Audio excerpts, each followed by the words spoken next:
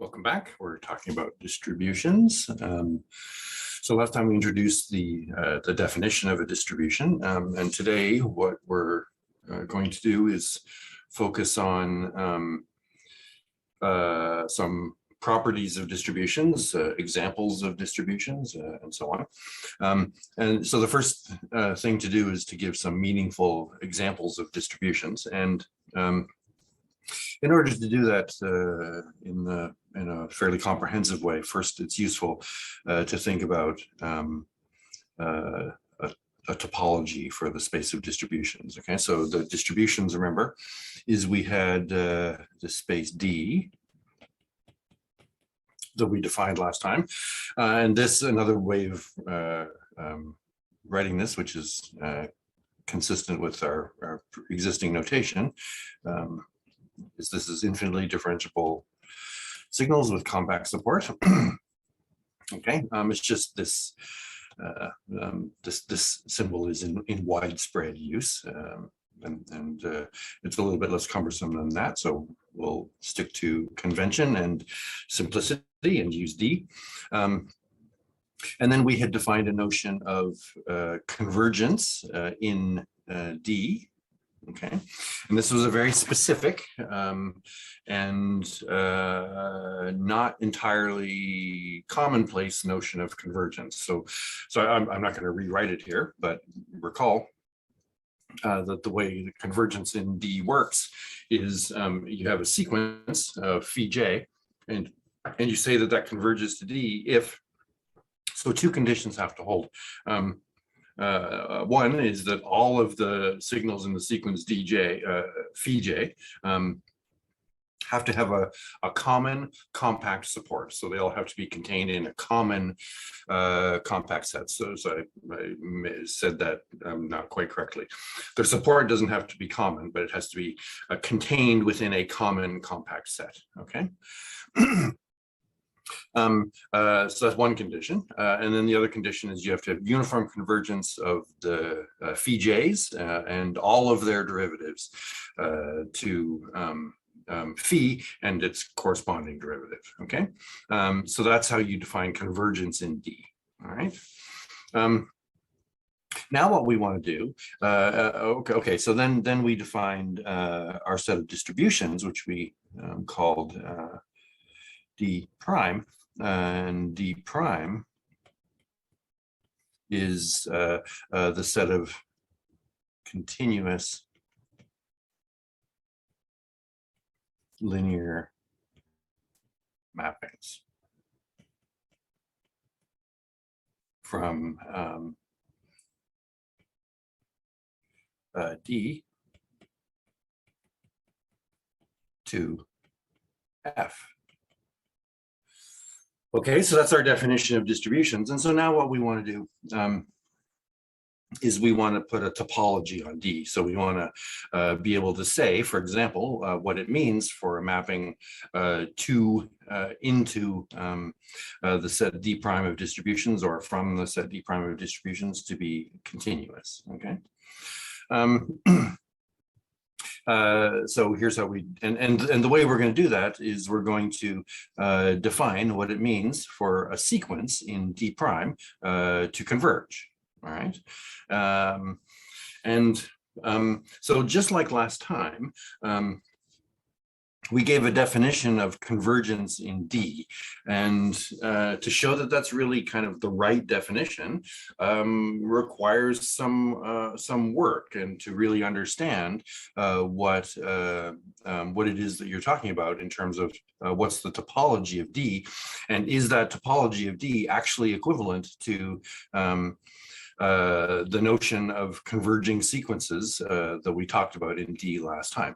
And the same statement goes for defining a topology in D prime. We're going to define a topology in D prime by defining what the convergent sequences in D prime are, and does that really give us a well-defined notion of convergence? Okay, so there's some stuff you need to do here to make sure that the topology in D is consistent with our notion of converging sequences in D, and similarly in D prime. Okay, so behind all of this, there's some sophisticated mathematics, but this was all done by Schwartz when he developed this theory in the 50s. Okay, and it's just been turned into something that's sufficiently straightforward that you can explain it to third-year undergraduates. All right. Okay, so that all aside, here's the notion of convergence in D prime. Okay. So a sequence, and I remember I denote distributions by theta. In D prime converges to theta in D prime if for every test signal phi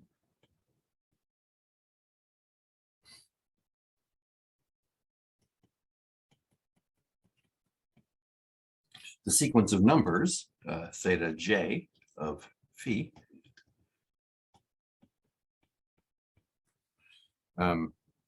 converges to theta of phi.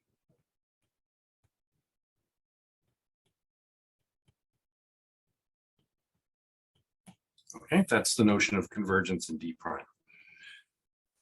Okay, so there's an important thing here that if you reflect on this for a second, that comes up, and it also comes up in our notion of convergence in D. And so let me just chat about that for a second. Okay, so the following thing could happen. All right, it doesn't, but it could, and you have to prove that it doesn't happen.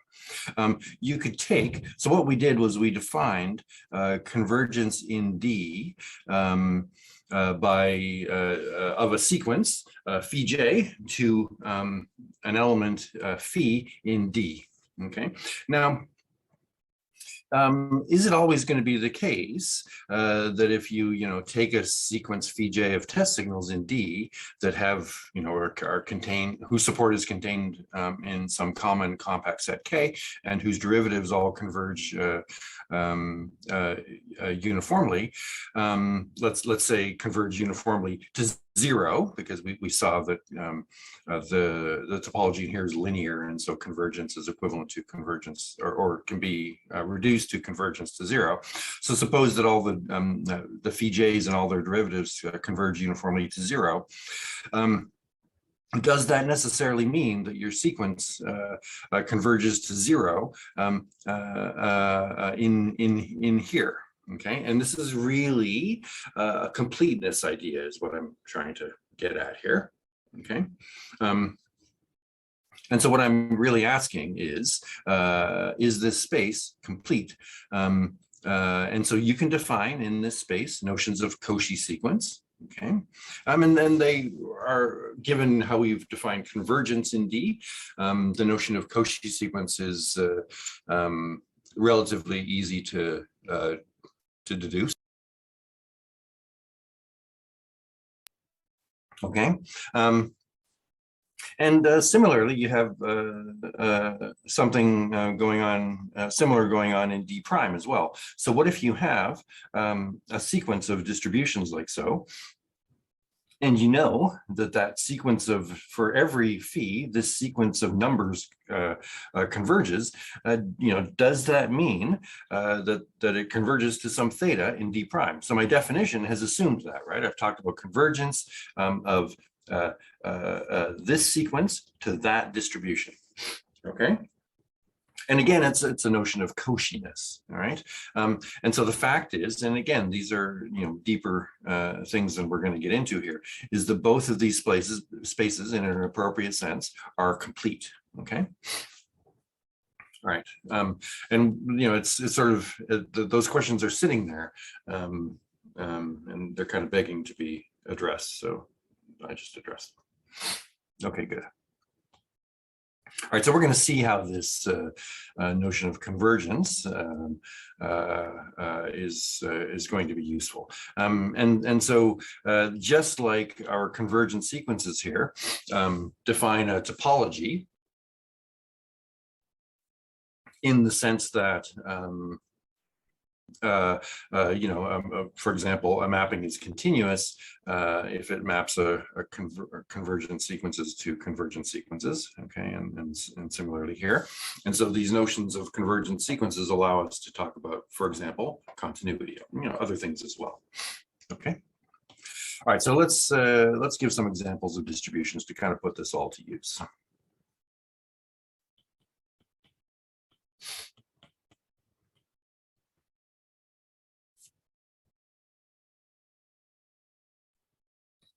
Okay. All right. So the first example that we're going to look at is when we started talking about distributions, we wanted L1 loc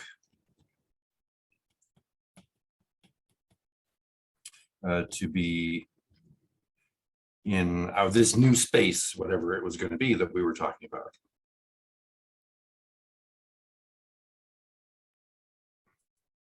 Okay, which was D prime. Okay.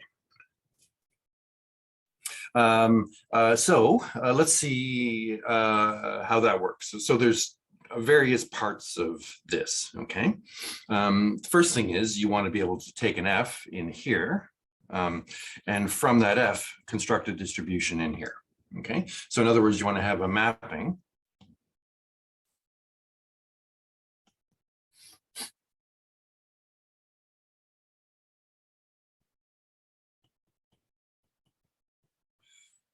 let's say F goes to, so we have an F, so let me make sure that I say where everything is. Okay, so F is in L1 loc.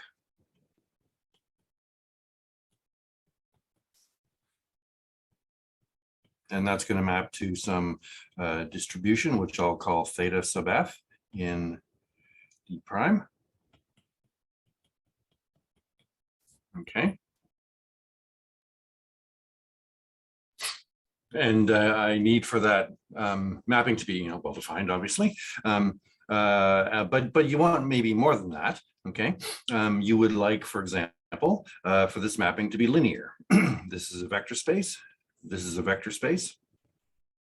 Okay. I'm sorry, I didn't actually define the. I didn't actually say that last time, and I should have. That the space D prime is a vector space. Okay, but I didn't say it, but it's clear. The set of linear mappings has a vector space structure. Okay, and that's true for linear mappings between any vector spaces, and continuity is also preserved by addition and scalar multiplication. Okay, so this is a vector space. All right. Okay, so I want this mapping from L1 loc into D prime to be linear. I also would like it to be continuous. Okay. Okay, so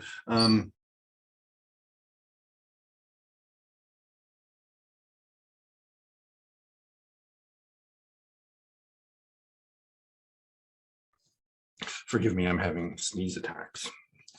Okay. So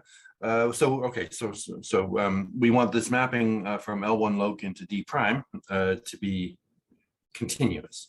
Right, so we should prove that. But we also would like for this mapping to be injective. All right. So in other words, if this mapping is injective, then what that really means is that you can think of this as being a subspace of that, right? If you have an injective linear mapping between two vector spaces, then what you're doing is you're taking the domain and you're injecting it into the codomain as a subspace. Okay, so there's a bunch of things that you want to be true here. Okay, so we have a mapping like this that is a continuous linear injection. Okay. Okay, so let's first of all define that mapping.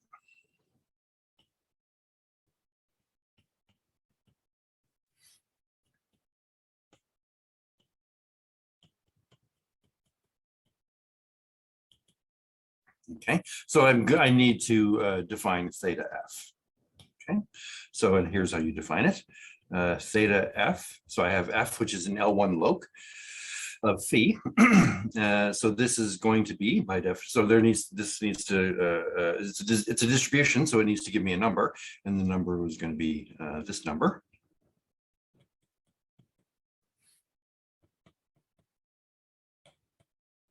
Okay, and so as always, I'm using Riemann integral notation, but I really mean the Lebesgue integral because I know that f is locally Lebesgue integrable. All right, so I need to check that this thing is well defined.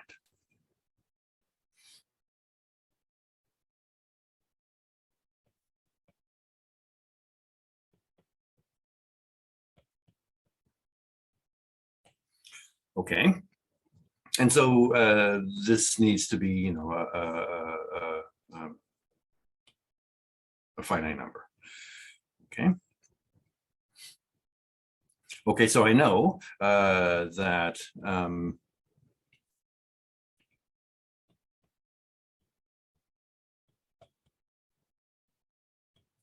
okay. So I'm going to show that it's finite. So you can take the absolute value or complex modulus inside the integral and replace equality with inequality like so, standard estimate. Okay, now I know that phi is a continuous function with compact support. Well, it's a infinitely differentiable function with compact support. And so in particular, it's continuous with compact support. And so, from our past life, we know that this is bounded, which means that its infinity norm is finite.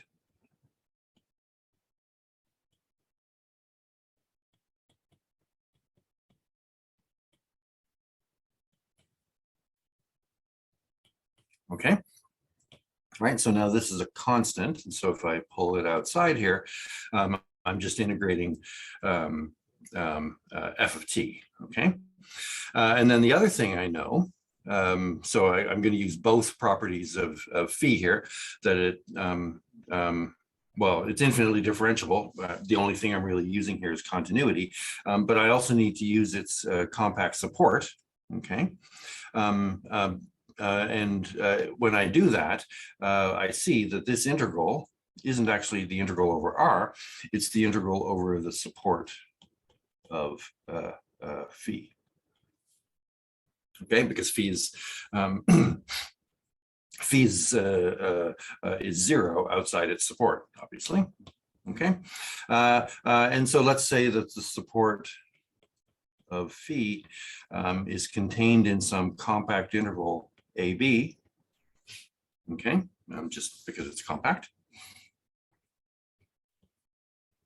So this then is going to be less than or equal to phi infinity integral from A to B of t dt. Okay, now the definition of locally integrable means that the integral over every compact subinterval, like this one, is finite. Okay, and so it's less than infinity. Okay. All right, so that gives me a well-defined mapping from L1 loc into D prime with theta f defined like so. Okay, So now linearity.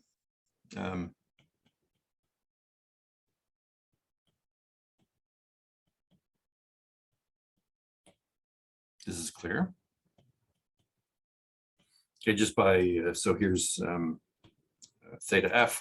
So this is linear in f just by linearity of the integral. Okay. All right.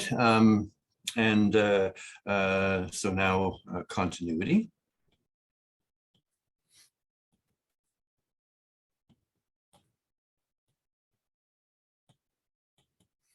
Okay.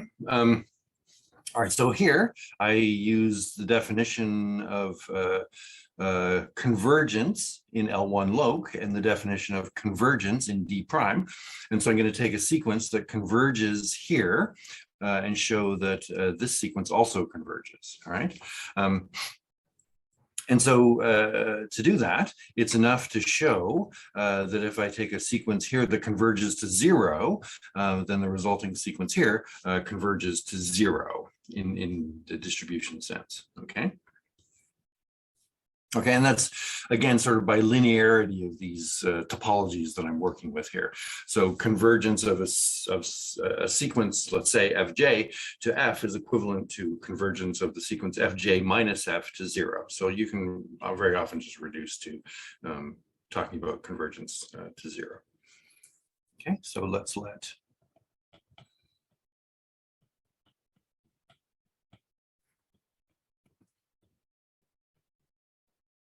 this be a sequence in L1 loc converging to 0.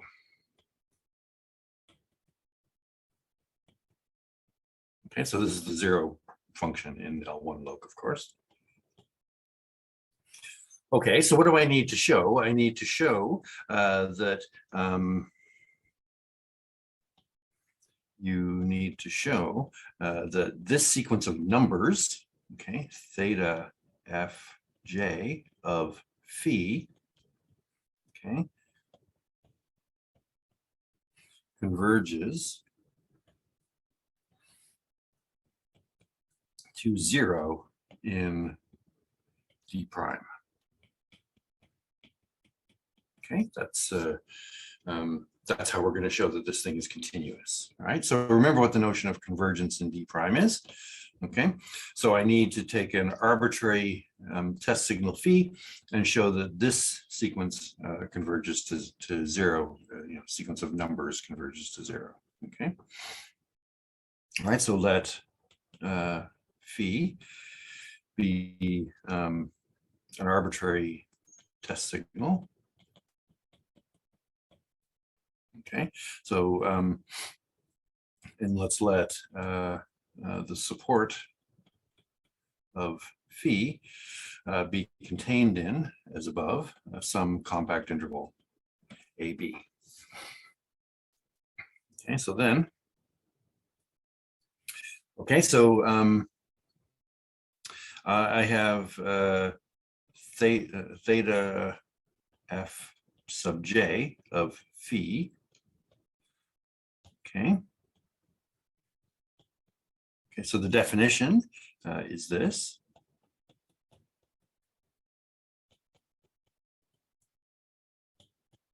Okay.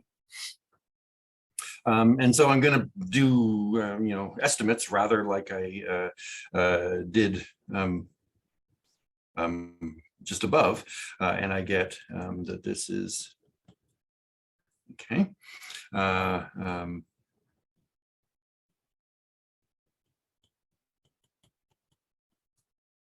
like that. Okay, now here, and so now I'm going to take limits as j goes to infinity. Okay, so now we need to remember what the topology is on L1 loc. So how did we define convergence in L1 loc? Well, our definition of convergence in L1 loc was by those semi-norms. Okay, and these were the semi-norms that we denoted like this. Okay. And so the idea is we took a compact subinterval S. So in this case, our compact subinterval S is going to be the compact interval from A to B. And the sequence converged to 0 if in the L1 norm, the standard L1 norm on AB, it converged to 0. Okay, so I know by definition of convergence of this sequence in here that as j goes to infinity, this goes to 0. Okay, so therefore, the limit as j goes to infinity, theta fj of phi.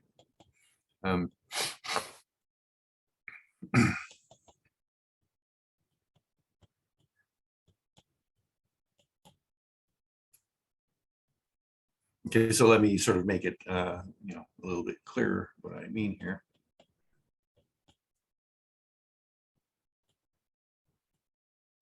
Right, because these are the semi-norms that I defined to give the notions of convergence in L1 loc. Okay, and by assumption, as j goes to infinity, because the sequence fj converges to 0, that goes to 0. Okay, good. So the mapping is continuous. So I made enough of a mess of one part of that lecture that I had to go back and excise part of it, and that part of it I'm now going to replace with something which hopefully will not be such a mess. And that was where we're continuing on, having shown that the mapping, which takes a signal f in L1 loc and maps it to the corresponding distribution, which we're calling theta f. We had shown that that mapping is well-defined, linear, continuous, and now we're going to show that it's injective.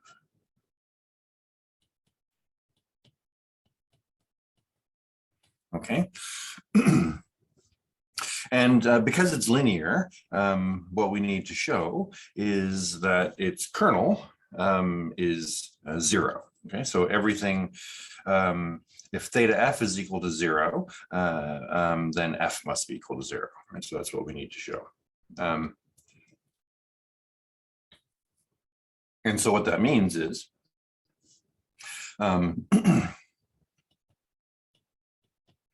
if theta f being 0, of course, means that theta f of phi is equal to 0 for every phi in D,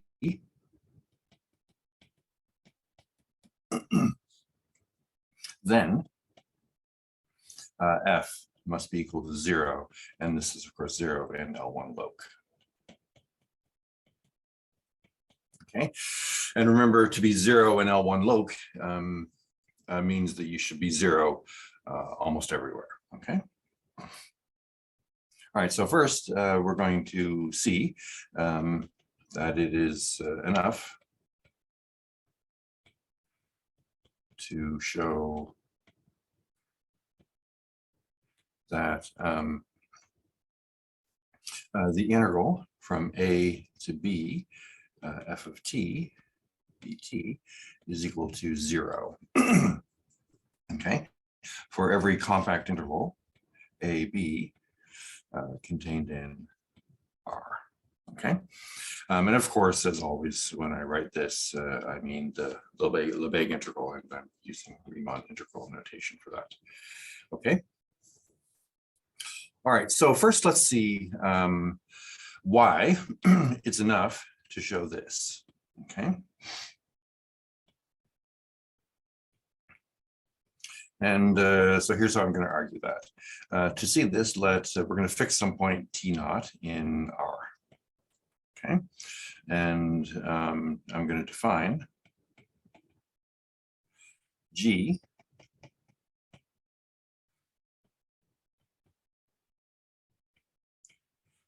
by G of t equals integral from t naught to t, f of tau d tau. Okay, so this is defines G as a function on R. And it doesn't really matter what you choose for t naught. You could take it to be 0, for example. Okay. So now, so if we show that this is equal to 0 for every compact AB, what that really means is that G of T is equal to 0. So let's see the consequences of G of T being equal to 0. Okay. So I'm going to ramble here for a second because I'm not actually going to explain this in full resolution, because it requires some things that go beyond what we're able to do here easily. So we're going to first, by means of getting to grips with this, if F is continuous, okay, which it's not, but let's suppose just for a moment that it is, then G is C1. Okay, and if G is equal to 0, okay, and so as I say, if we're able to show this for F in L1 loc, then G will be 0. Okay, so let's see what the consequences of G being 0 are. So if G is 0, then obviously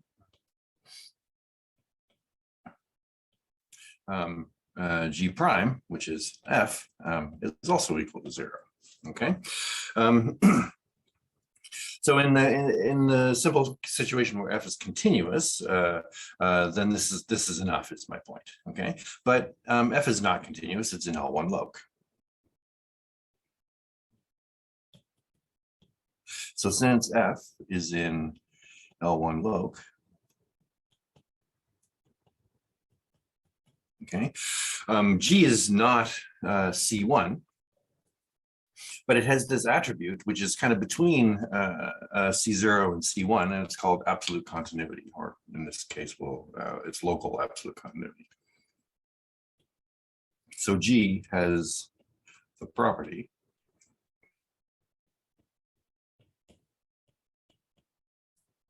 of being what's called locally absolutely continuous.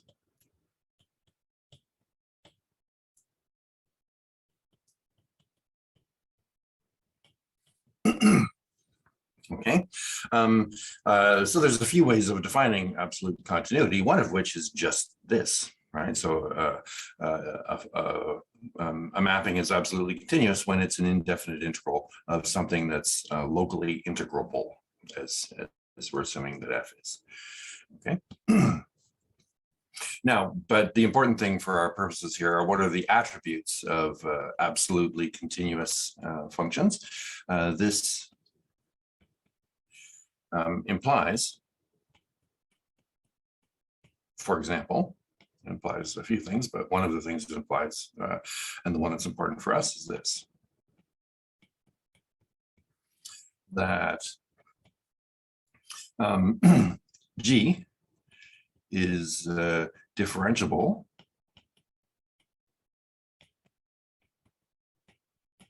almost everywhere.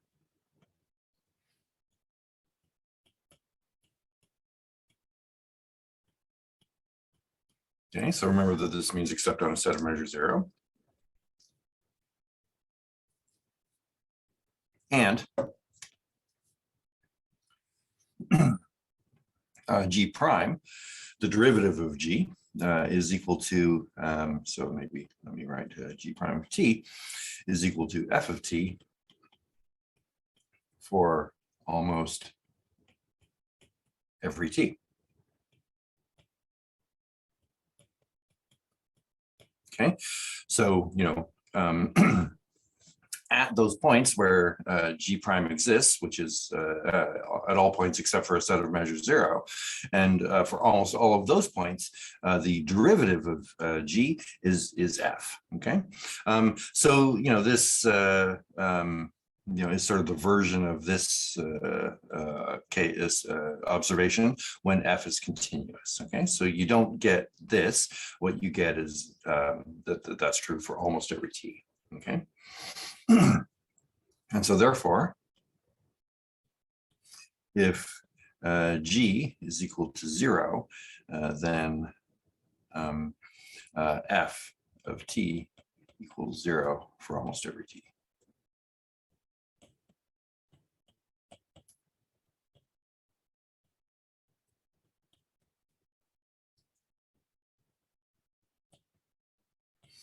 Okay, and so that is why it's enough to prove this. Okay, because if this is true, okay, then in particular, choosing A to be T naught and B to be T, then G is equal to 0 for every T, which implies that F is equal to 0 almost everywhere.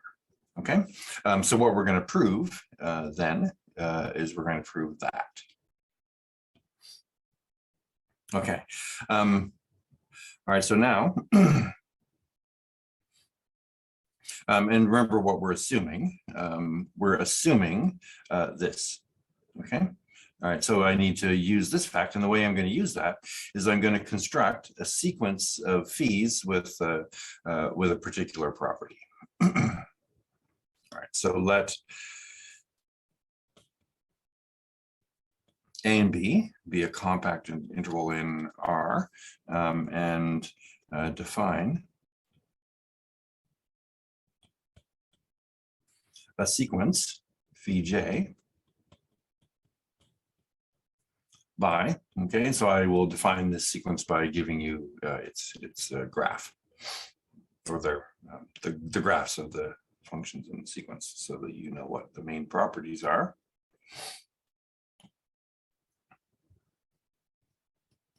Okay, so here's my compact interval AB, and here's the value 1. All right. Okay, so the sequence I'm going to define looks like this. All right, so these need to be infinitely differentiable with compact support. All right, so you have to do some constructions to show that there exists a sequence like this, and it's not hard, but I don't want to write down that exact formula or go through all the details to verify that it has this property. But the shape of these test functions phi should be like this. Okay, so this is maybe phi 1. Okay, and then the idea is, they're all 0 outside the compact interval AB, of course, and the point is that they increasingly just converge pointwise.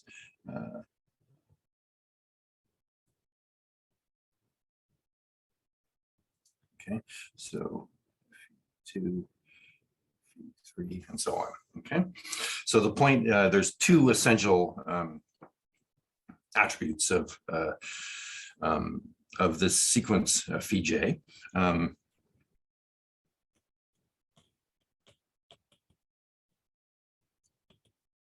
One is that these phi j's are uniformly bounded in magnitude by 1. Okay, so in building this sequence phi j, I can't, for example, allow. So first, let me say the other point, and then I'll show why we need the first one. Phi j in converges pointwise to 1 on A, B, and 0 elsewhere. Okay.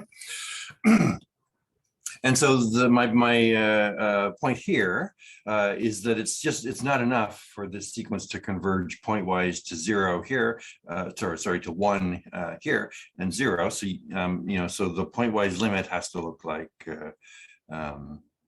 this.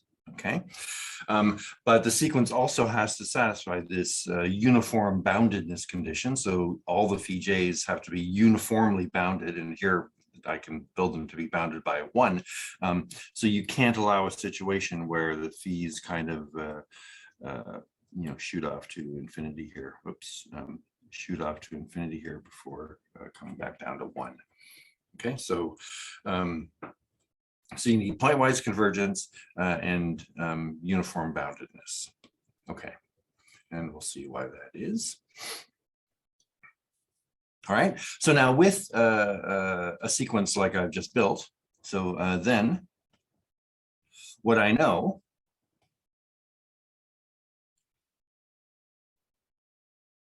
so by hypotheses,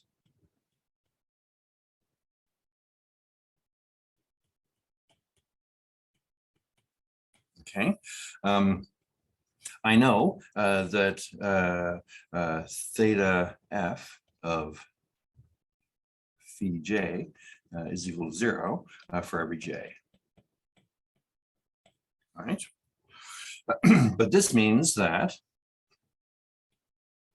so the definition of theta f of phi j, so theta f is just obtained by integration, right? So this is the integral over r, f of t, phi j of t, dt. Okay, and because phi j's, all of the phi j's are 0 outside the interval ab, this is the integral from a to b, f of t, phi j of t, dt. All right.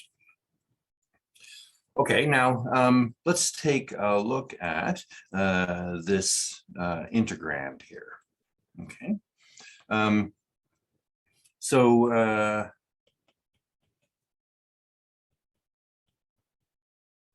okay, so what I know, so it's not it's just absolute value, is that this, of course, because phi, the phi j's are bounded in magnitude by 1.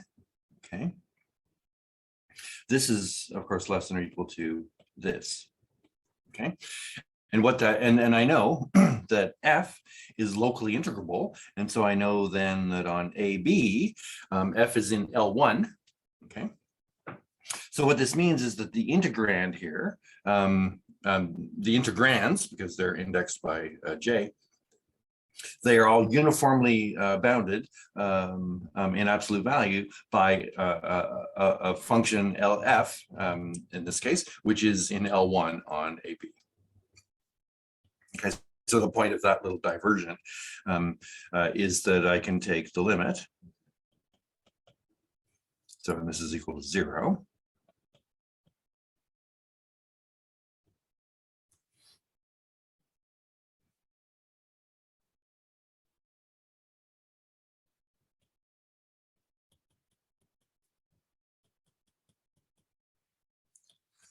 Okay, is equal to, and so now I can take this limit and move it inside the integral here by the dominated convergence theorem, which this verifies the hypotheses of. Okay, and so this is equal to the integral from a to b, f of t, limit as j goes to infinity, phi j of t dt. Okay, and this is by the dominated convergence theorem.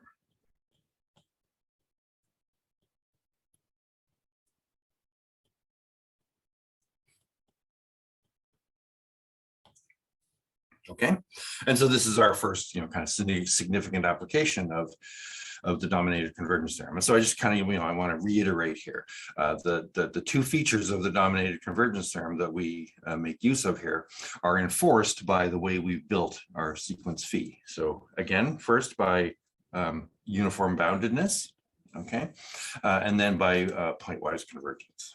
Okay, and so this limit in the integral here is the pointwise limit of the phi j's. Okay, but I know that on the open interval AB, the phi j's converge to 1. Okay, and so this is therefore the integral from a to b f of t dt. Okay, and so what I've shown is that this integral is equal to 0. Okay, and that then is enough to show, as I argued here, to show injectivity of that mapping. Okay, and so this concludes the proof of the fact that this mapping is a well-defined, continuous, linear injection of L1 loc into the space of distributions. Okay. So that mapping is continuous, but it's also interesting to think about that in a different way. And so is it the case, so I know that continuity gives me, a sequence here that converges in L1 loc, gives rise to a sequence here that converges in distributions. And it's interesting to think about whether the opposite thing is true. And that is to say that if you have a sequence of Fs whose theta Fs converge in D prime, is it true that the Fs converge in L1? And the answer is no. And so, and we'll see an example of that in a few minutes. Okay, so that finishes my kludge of or my repair of the botched part of the lecture I gave last time. So we'll return back now to the spliced in original lecture, thanks to the magic of video editing. Okay. Let's look at an example of constructing a distribution from another distribution by differentiation. Okay, and so again, I'm going to chat about this for a little while. So this is an example that I'm going to explore in some depth. Okay, so this is a differentiation of distributions.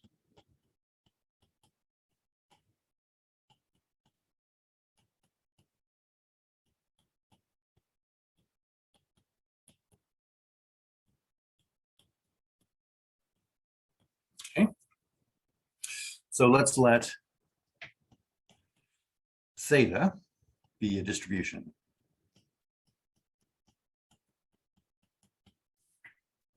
Okay, so we're going to define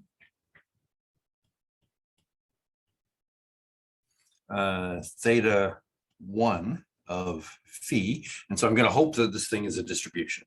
Okay, so the 1 here means the first derivative. So you can, as we'll see, you can define higher derivatives, and it's going to be defined like this: is minus theta of phi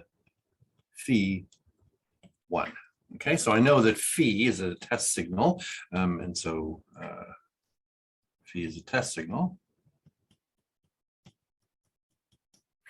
Okay, so I know that phi, for example, is differentiable. And I also know that when I differentiate phi, I get something back in D, right?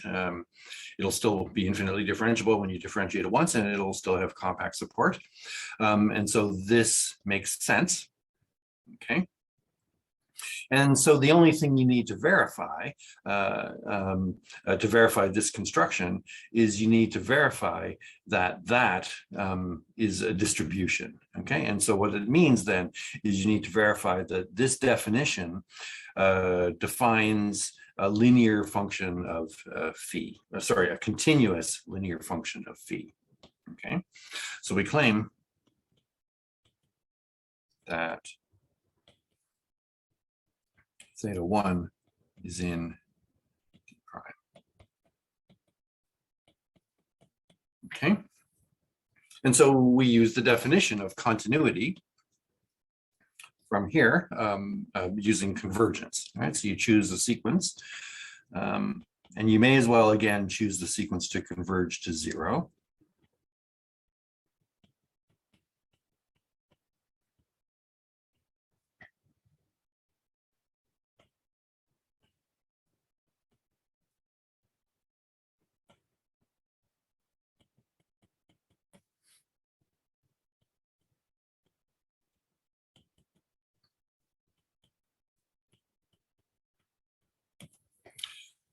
Okay.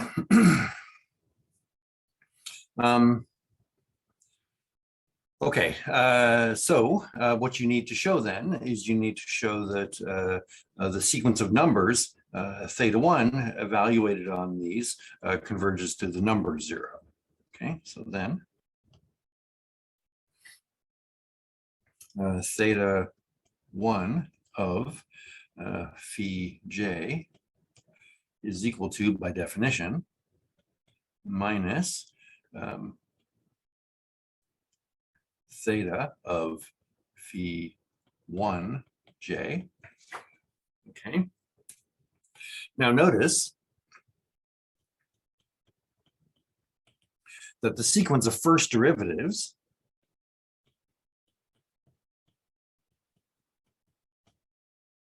converges to 0 in D.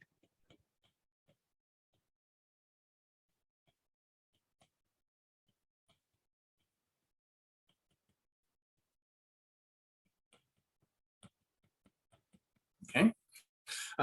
Then this is one of the reasons why you define D the way you defined it, to be infinitely differentiable. Okay, and it's also why you define the notion of convergence the way you define it, so that the test signals in all of their derivatives converge uniformly to to 0 if the sequence converges to 0. Okay, all right, so this is by definition of convergence in here. Okay, so you get a glimpse here of why D is the way it is, and also why convergence in D is the way it is. Okay, and so maybe let me dwell on that a little bit more. Because in our first example here, we used the common compact support definition of convergence in D. So the compact support property was used up here, and here we're going to use the infinitely differentiable property and the uniform convergence of all the derivatives. Okay, so you can see where these definitions came from when Schwartz created this this theory. Okay. Okay, so then what I need to show is that this limit is equal to 0. And so obviously I'm going to show that that limit is equal to 0.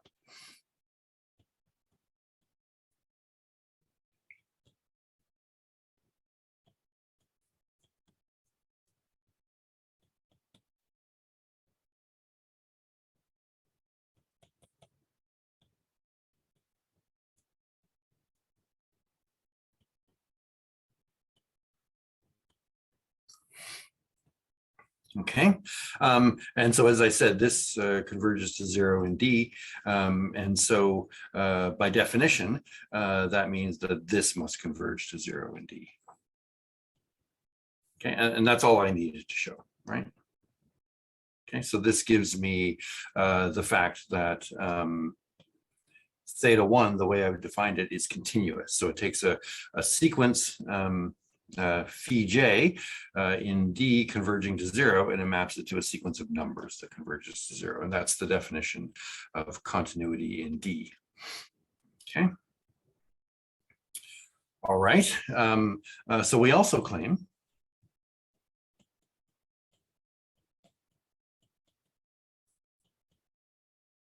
that the mapping theta goes to theta 1. All right, so the differentiation mapping on the space of distributions. All right, so it's important to notice here that there's no restrictions on theta here. Theta is an arbitrary element of d prime, and I define its derivative. So this is rather not like functions where, you know, a function needs to be differentiable to define its derivative. For distributions, every distribution is differentiable. And as I sort of said when I started talking about distributions in the beginning, you can do this construction easily. Okay, the question is the construction meaningful in whatever context that you're using it? Okay, but let's not think about that right now. We will think about it later, but let's just see what the properties of this construction are. Okay.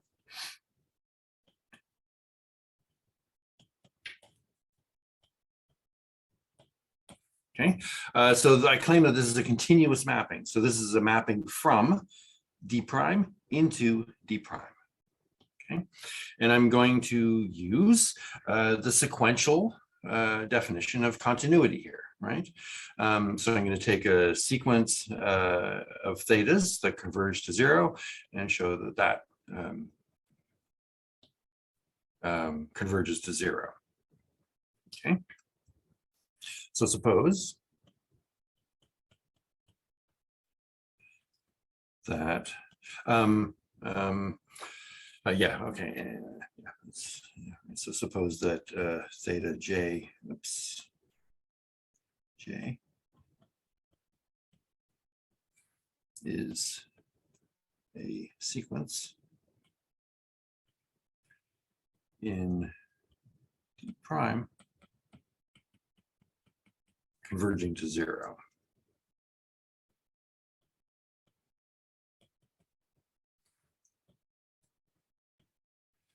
Okay, so what I'm going to show is that this corresponding sequence of first derivatives also converges to 0. So I'm using here something that I haven't proved yet. And I should have proved this first, but I didn't. And that is the linearity of this this mapping. So I'll prove the linearity of it. It's elementary, but I'll do that in a second. Okay, so I'm using that here. Okay, because it's sufficient for linear mappings to show their continuity, to show that a sequence converging to 0 maps to a sequence converging to 0. Right, so that I'm using linearity here. Okay, so then, okay, I have the limit as j goes to infinity of theta 1 j. So I choose an arbitrary test signal. Okay, and I need to show that this is equal to 0 for every phi. Okay, but that's obvious.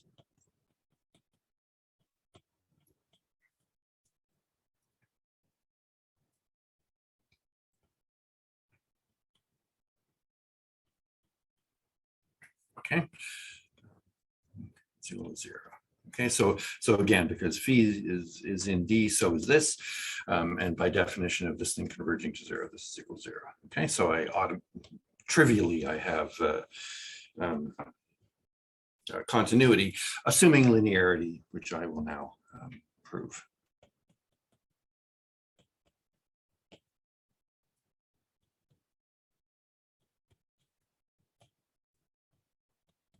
Again, this is easy, but I'll do it anyway.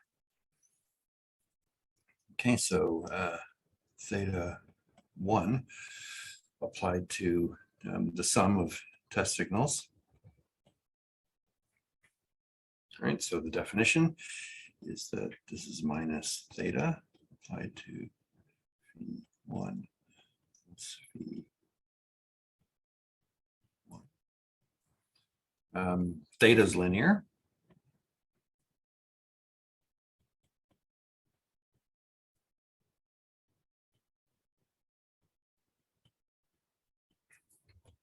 And then I go backwards.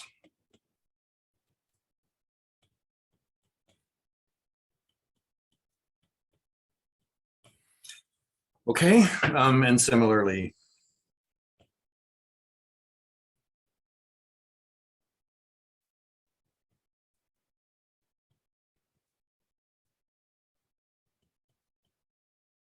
you have that. Okay, all right. So so what this establishes then is that for every distribution, I have a derivative. Okay, moreover, this mapping is a continuous linear mapping from D prime into D prime. Right, good. So there's another important way of building distributions, in this case from existing distributions. All right, so we'll look at a specific instance of this in a second when we talk about this example. All right, so let's let T naught be some point, some time on the real line, and I'm going to define delta sub T naught of phi to be phi of T naught. All right. Okay, so this is a linear mapping, and of course here phi is in D. Okay, and so this is a mapping from D into F, right? Because phi of T naught will evaluate to a number. Okay, and it's obviously linear, right? Phi1 plus phi2 will be phi1 of T naught plus phi2 of T naught. So, and similarly, scalar multiplication. So this is linear. And I also claim that it's continuous. So this defines delta T naught in D prime. Okay, so to prove this, we need to show continuity. Okay, because again, linearity is evident.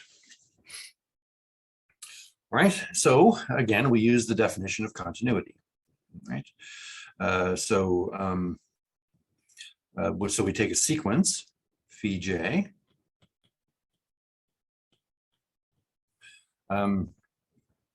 converging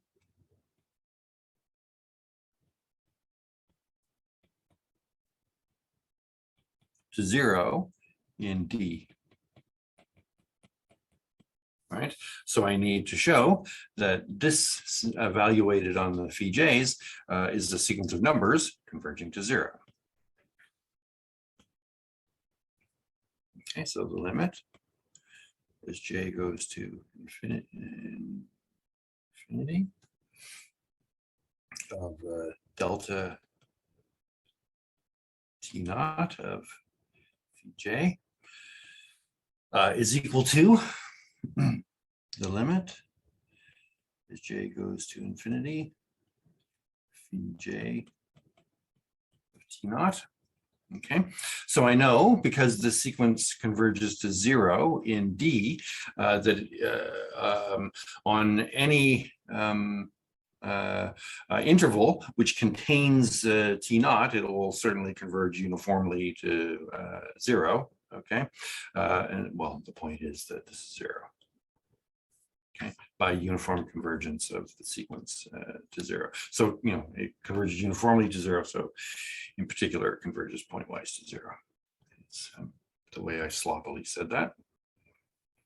Okay, so this is what's called the distribution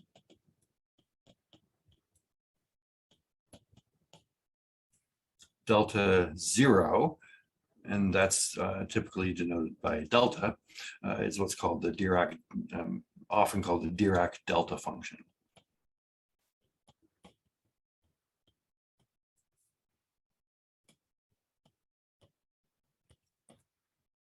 Okay, it's quite an important distribution, and we're going to see it show up for us in ways which we'll begin to explain today.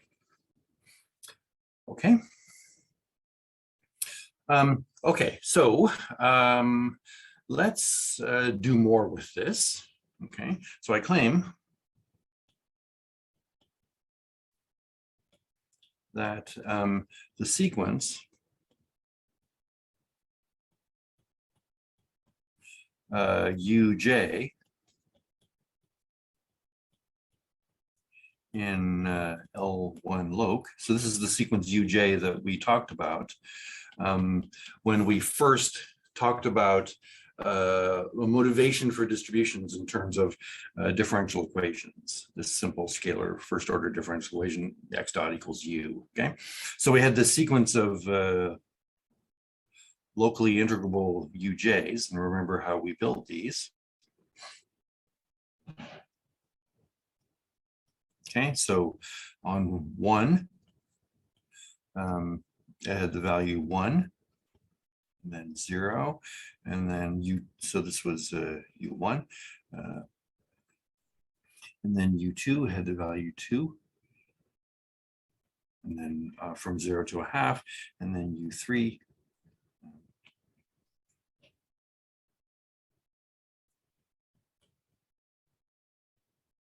has the value 3 from 0 to 1/3, and so on. Okay, so there's this sequence of well, impulses, okay, of constant integral. So the integrals of all these things are 1, but they're the domain gets, or the support gets smaller and smaller, but the magnitude gets larger and larger. Okay, so I claim that this sequence converges in D prime to delta. Okay. All right, so what's the definition? Okay. So the definition is that I need to fix a phi. Okay, so the definition of convergence of distributions. Okay, so sorry, I talked about a lot of stuff today. Okay, I need to fix a phi and get the convergence of that. Okay.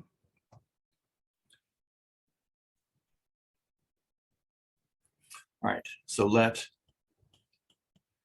phi be in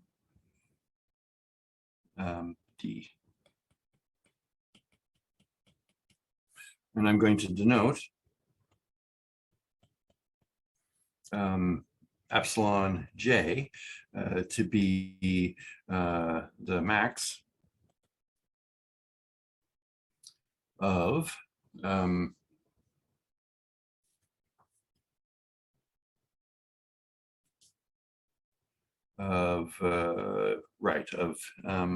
phi j of t minus phi, oh, sorry, I did phi is a constant here, not depending on j. Okay, minus phi of 0. Okay, and this is going to be over t's in 0 to 1 over j.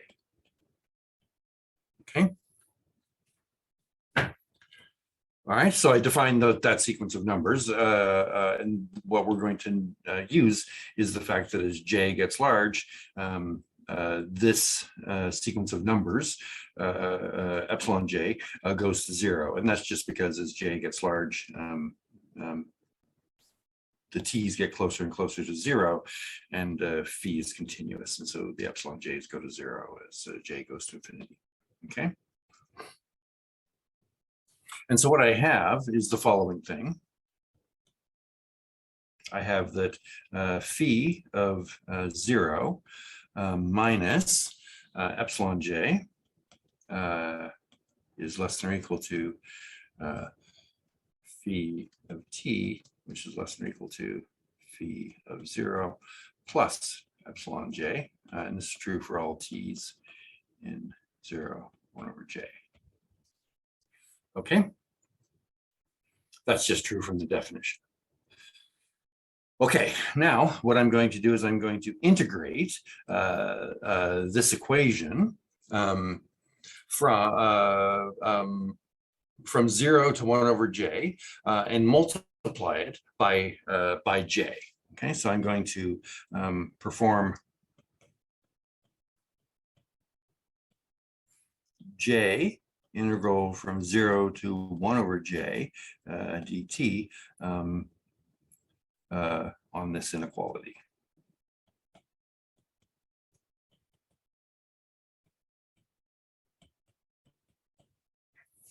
Okay. All right, so this is now I'm going to use the fact that the integral is preserves inequalities like so. Okay, so if f is less than or equal to g, then the integral over some fixed domain of f is less than or equal to the integral of G over the same domain. Okay. Right. Oh, sorry. And so in doing that, what you get is, so these things here and here are just constant. Okay. So that's a simple integral to do. And you just get the same thing back again because I'm integrating, J from 0 to 1 over J. So I get phi of 0 minus epsilon J. Okay. And this is less than or equal to, okay, so this is less than or equal to the integral from 0 to 1 over J times that. But that's just the integral from 0 to infinity of uj times that because of the way I've defined the uj's, right? So the uj's are 0, except from 0 to 1 over j, in which case they have the value j. Okay, so the point is that this is theta uj of phi is the point. Okay, and so that's less than or equal to phi of 0 plus epsilon j. Okay, and so this is true for every j. Okay, now, so therefore, okay,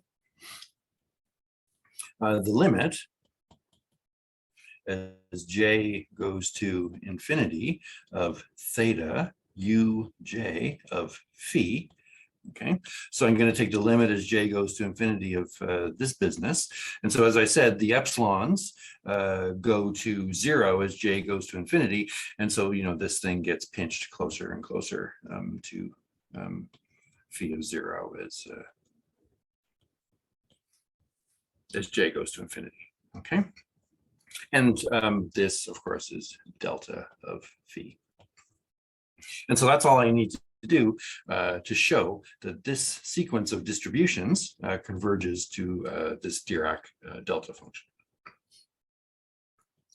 All right, good. So that's one interesting thing of construction involving this Dirac delta function. Here's another. Okay, so I claim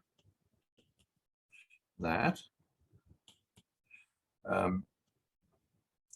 this Dirac delta is not theta f for some locally integrable f.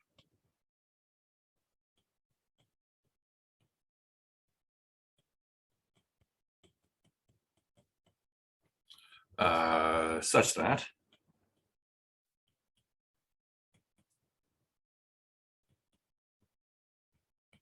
okay, so another way to say this, sorry for a second here. Another way to say this is that delta is not in the image of this linear map that I constructed before. Okay, so this linear map is injective, but it's not surjective. There are distributions that are not of this form. And this shouldn't be too shocking, or else why would we be talking about it? Okay. All right, so let's try to see why this is. Okay, so to see this,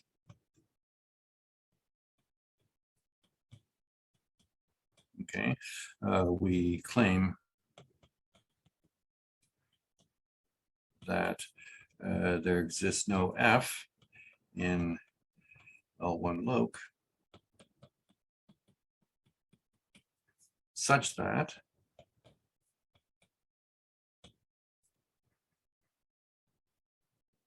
the integral over R f of t phi of t, and let me not write it as phi because I'm not actually going to be using phi and d here.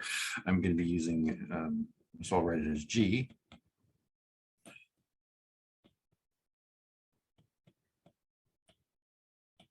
And here I'm only going to ask the g be continuous with compact support because that's all I really need for this argument. Okay, and so in particular, if I can't do this for continuous g's, I certainly can't do it for smooth, infinitely differentiable phis. Okay, so this is all I'm going to prove. Okay, so to see this,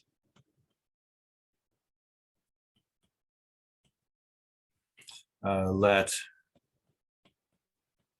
Gj be a sequence of continuous compactly supported signals. I'm going to choose a specific sequence. And again, I'm going to draw it. It's easier to do that.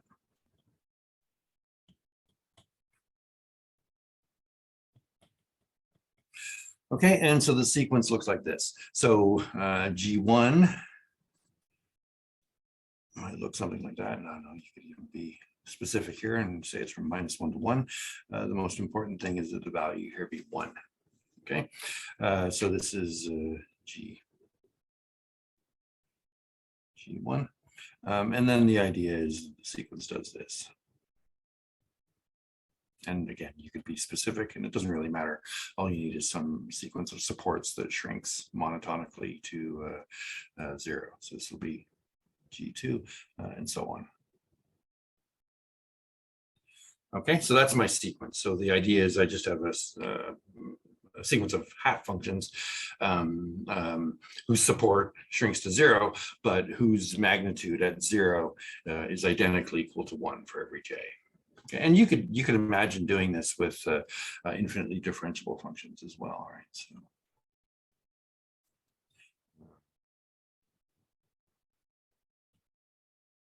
Right, so you could construct a similar sequence in D. Okay, so then assume. So we're going to assume the thing we're trying to show is impossible is actually true. Okay, so we're going to assume that this holds. Okay.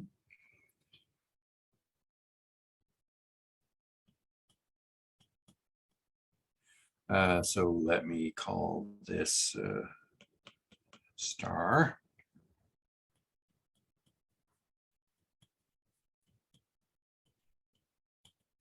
All right, so what I know if star is true is that the star has to hold in particular for all these g's. Okay, so I know that the integral over r f of t gj of t dt must equal gj of 0 when I've designed these to be 1. All right. However, by dominated convergence,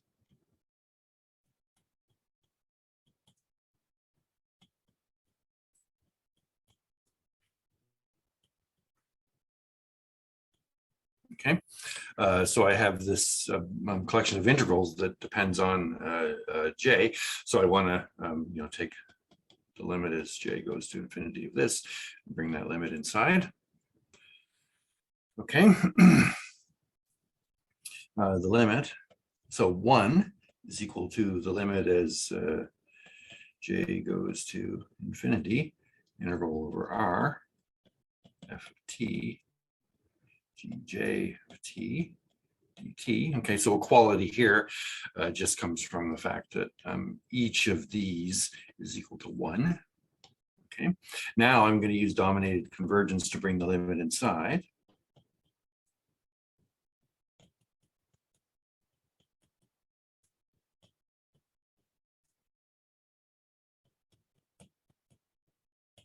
And again, the whole power of dominated convergence is that the limit here is the pointwise limit. And so the pointwise limit here of the GJs is the function, which is 1 at 0 and 0 everywhere else. Okay, so this integral will be 0 because it's the integral which has the value f of 0 at 0 and 0 everywhere else. And so that's a very simple class of simple functions. So that's 0. Okay, and so the conclusion that 1 is equal to 0 is a contradiction. And so star cannot hold. Okay, and so that shows that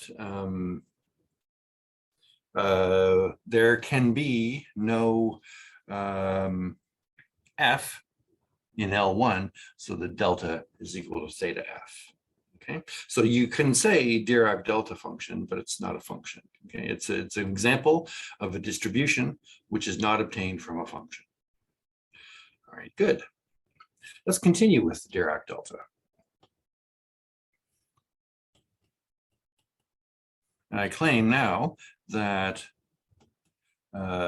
delta is equal to the derivative. So let me do this a little more carefully. Theta 1 of u, where u u of t is the so-called step function. Okay. Sorry, let me write it as the way I write step function is like this. 1. Okay, and when I write this in LaTeX, I use a different font. Okay, but 1 is going to be my notation for step function. And I think I actually go, oh, I don't know. I don't remember right now, but 1 is the step function. And then in any case, this is the function which is 1 for t greater than or equal to 0 and 0 otherwise. And the value at 0, you might be convenient to shift that back and forth between 1 and 0 depending on what you're doing, but we'll take it now to be like so. Okay.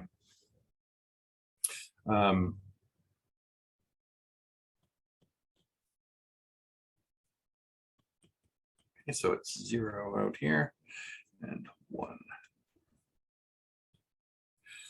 Okay, so I claim, right, so I know that this function 1 is locally integrable, right? So in any compact subinterval, it will have a finite L1 norm.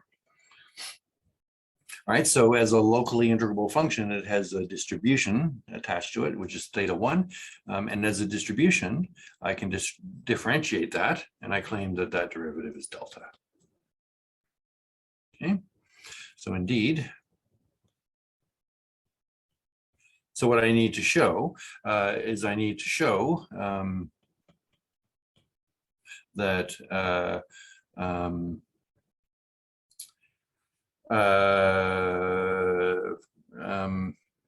so you need to show that theta 1 of phi is equal to phi at 0 for every phi in D, right? That's what you need to show that the derivative of the step function is equal to the Dirac distribution, because that's the value of the Dirac distribution on phi. Okay, so that's what I'm going to show. Okay, so let phi be in here.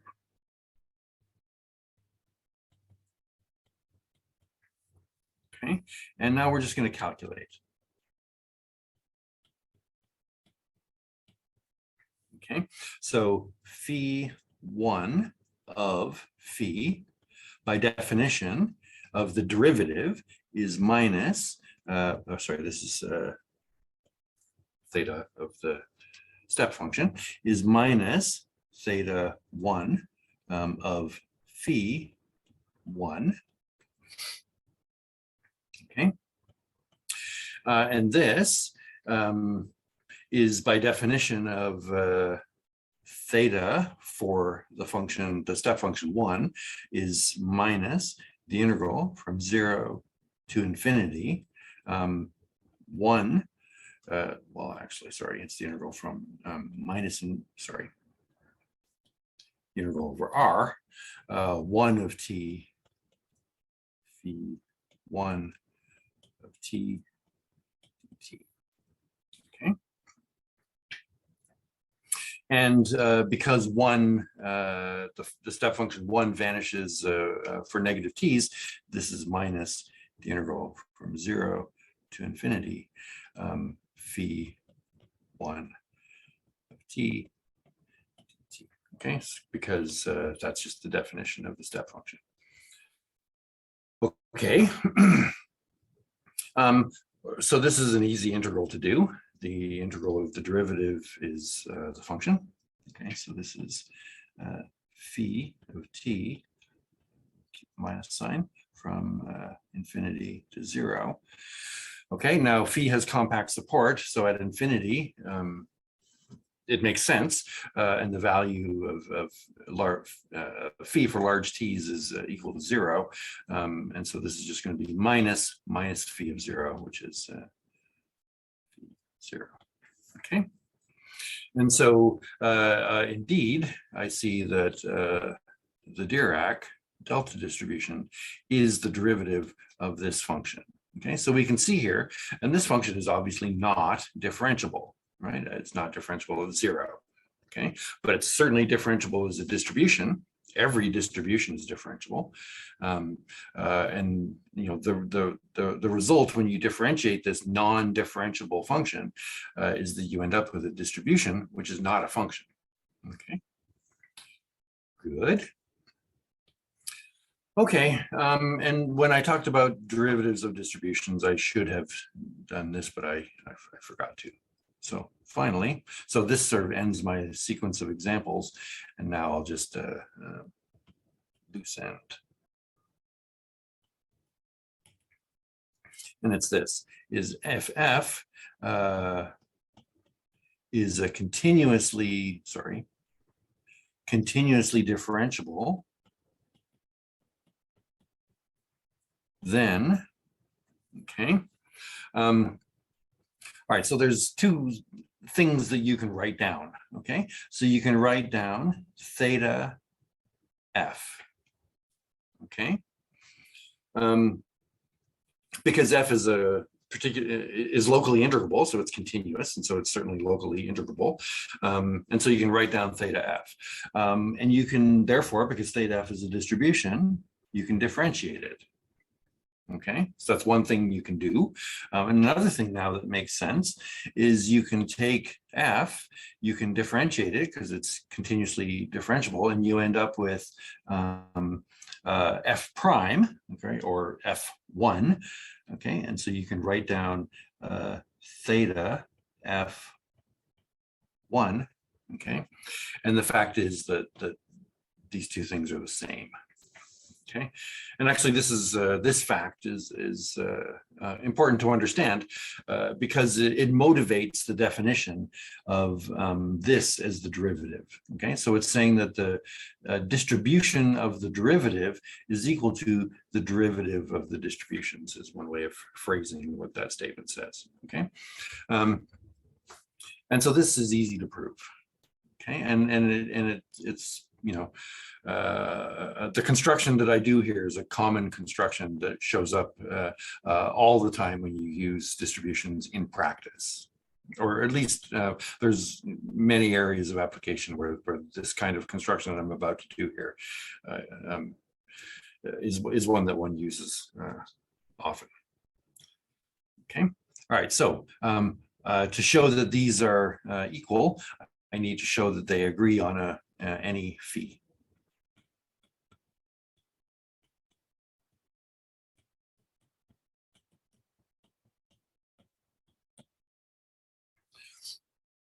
Okay, so then theta 1 f applied to phi.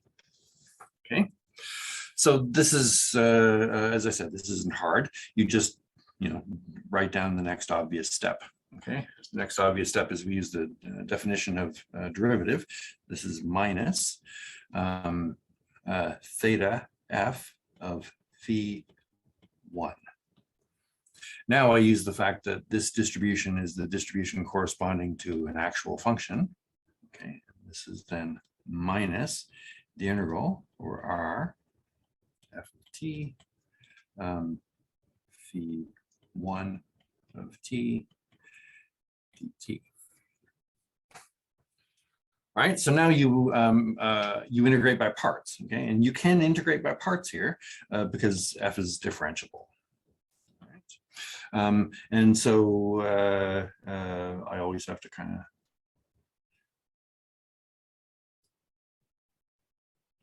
sketch this out myself to name things properly.